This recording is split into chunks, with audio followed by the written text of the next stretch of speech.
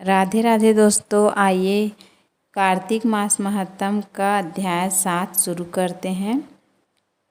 नारद जी ने कहा, हे राजन, कार्तिक मास में व्रत करने वालों के नियमों को मैं संक्षेप में बतलाता हूँ, उसे आप सुनिए। व्रती को सब प्रकार के आमिष, मांस, उरई, राई, खटाई तथा नशीली वस्तुओं का त्याग कर देना चाहिए। व्रती को दूसरे का अन्न ग्रहण नहीं करना चाहिए, किसी से द्वेष नहीं करना चाहिए और तीर्थ के अतिरिक्त अन्य कोई यात्रा नहीं करनी चाहिए।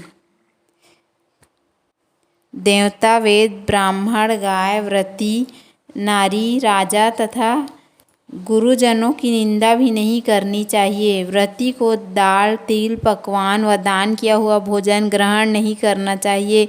किसी की चुगली या निंदा भी नहीं करनी चाहिए। किसी भी जीव का मांस नहीं छूना चाहिए। पान, कत्था, चूना, नींबू, मसूर, बासी तथा झूठे अन्न का प्रयोग नहीं करना चाहिए। गाय, बकरी तथा भैंस के अतिरिक्त अन्य किसी पशु का दूध नहीं पीना चाहिए। कांस्य के पात्र में रखा हुआ पंचगव्य, बहुत छोटे घड़े का पानी तथा केवल अपने लिए ही पका हुआ अन्न प्रयोग करना चाहिए। कार्तिक माह का व्रत करने वाले मनुष्य को सदैव ब्रह्मचर्य का पालन करना चाहिए। उसे धरती पर सोना चाहिए और दिन के चौथे पहर में केवल एक बार पत्तल में भोजन करना चाहिए। व्रती कार्तिक माह में केवल नरक चतुर्दशी, जिसे छोटी दिवाली भी कहा जाता है, के दिन ही शरीर में तेल लगा सकता है।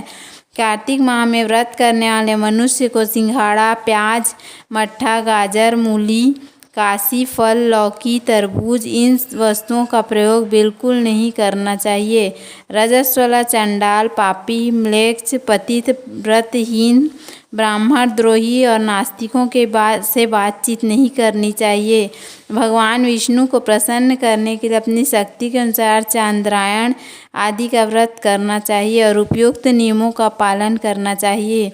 व्रती को प्रतिपदा को कुम्हड़ा, द्वितीया को कटहल, तृतीया को तरूणी स्त्री, चतुर्थी को मूली, पंचमी को बेल, षष्ठी को तरबूज, सप्तमी को आंवला, अष्टमी को नारियल व नवमी को मूली, दसवीं को लौकी, एकादशी को परवल, द्वादशी को बेर, त्रयोदशी को मट्ठा, चतुर्दशी को गाजर तथा पूर्णिमा को शाक का प्रयोग नहीं करना चाहिए।